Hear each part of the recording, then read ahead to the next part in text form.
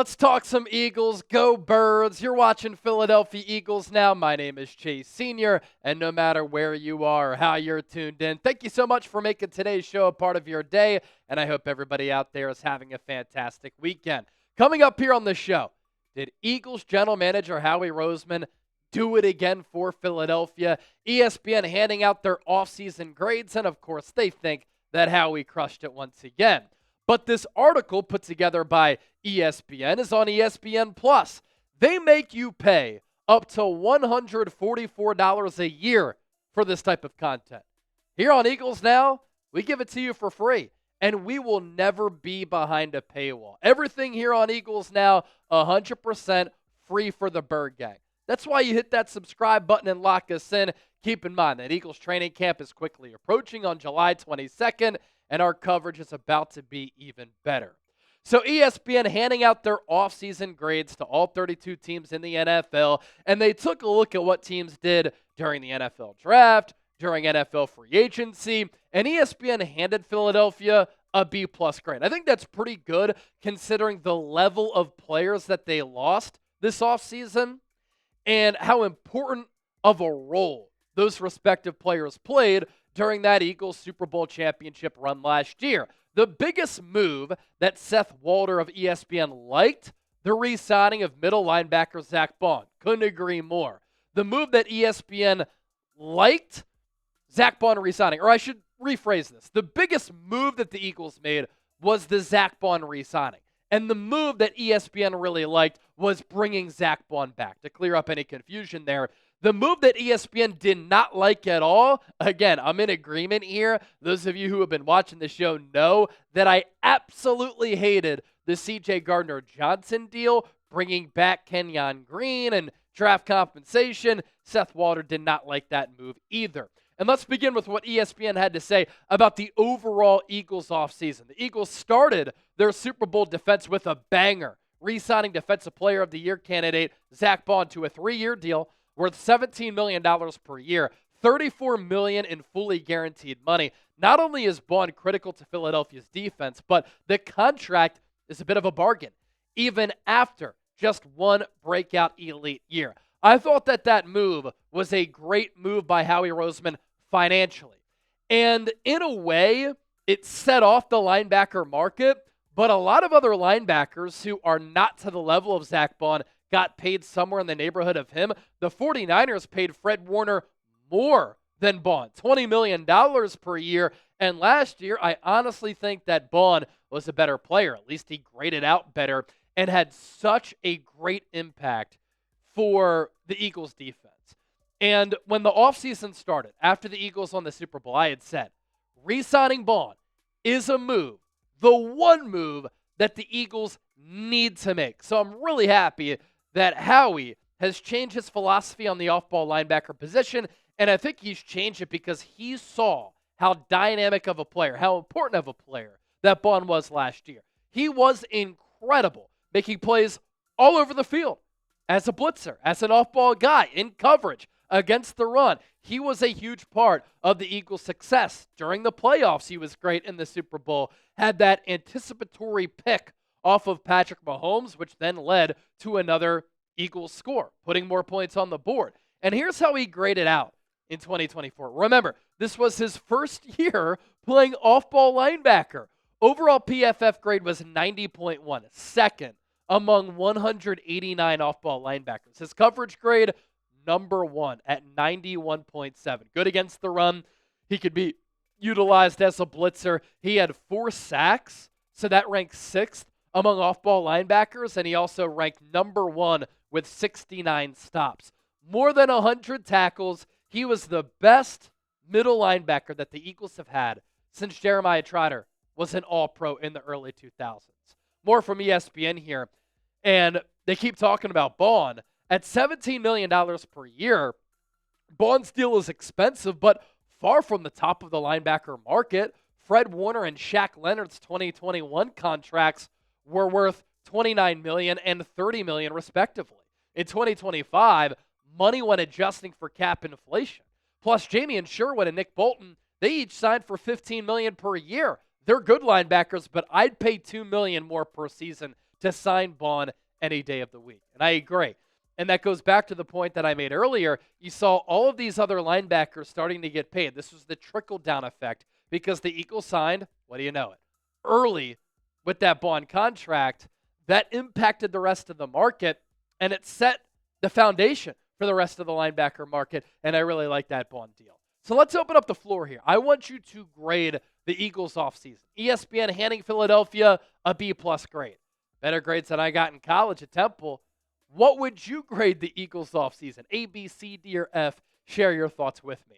By the way, these Eagles Super Bowl hats still on sale thanks to our friends at Fanatics. What a phenomenal deal. There are kids sizes available and adult sizes available. All you have to do, use that link down below, chatsports.com/Super Bowl hat.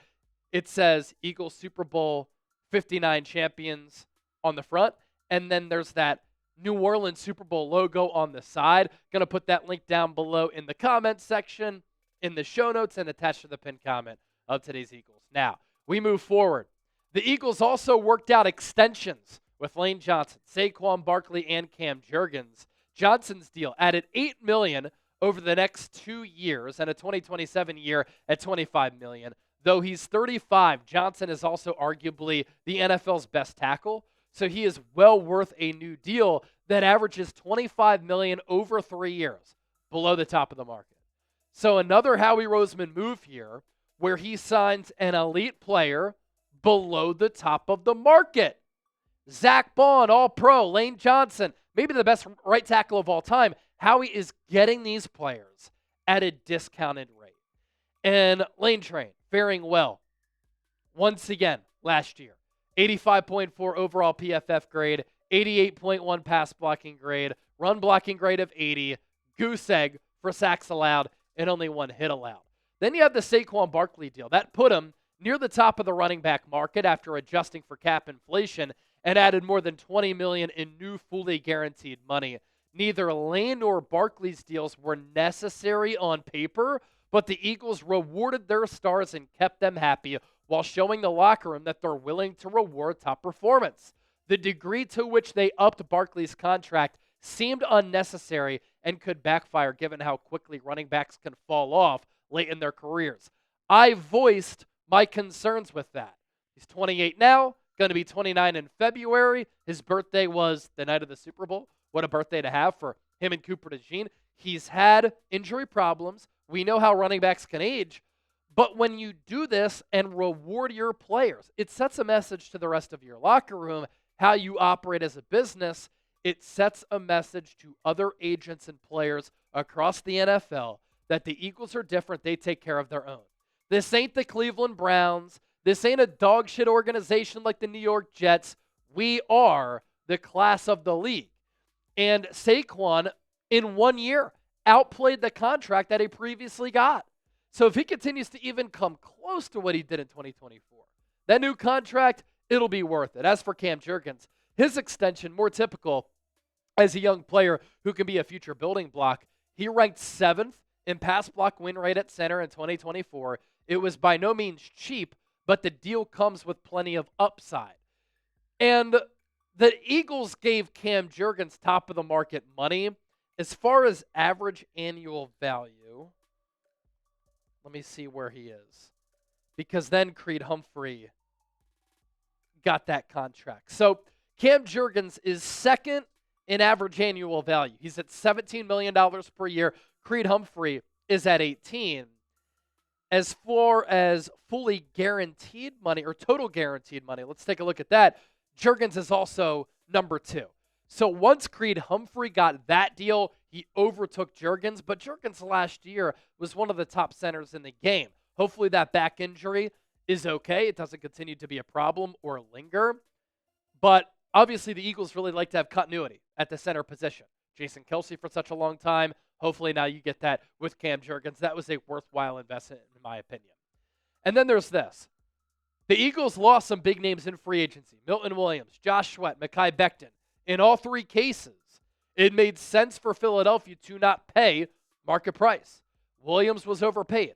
The team has other, arguably lesser options at edge rusher, and the Eagles probably believe they can develop other guards like they did with Becton. Look, the Eagles were never paying Milton Williams, $26 million per year. I really like him as a player, but that is an overpay. As far as Josh Sweat goes, Eagles were not paying him $19 million. I think that's an overpay. Plus, they really like Nolan Smith and Jalen Hunt, especially on cost-controlled contracts. Mekhi Becton, 1 year, 10. Yeah, I would have thought about bringing him back at that price. Or he got 2 years, $10 million per year. Easy math there. I think he was worth it. I think he would have wanted to stay. But the Eagles used the third-round pick on Tyler Steen. He's also much cheaper this year than Mekhi Becton. And I think that was the thought process there. The C.J. Gardner-Johnson trade. Still hate it. The Eagles made several trades. I was not a fan of flipping Gardner-Johnson and a sixth to the Texans for Kenyon Green and a 2026 fifth. On the other hand, they did very well to get a fifth-round pick and backup quarterback Dorian Thompson-Robinson from the Browns in exchange for fellow quarterback Kenny Pickett. And I thought the deal sending Bryce Huff to the Niners was a win-win, considering Huff clearly didn't fit in Philadelphia. The C.J. Gardner-Johnson trade, it could come back to very well haunt the Eagles.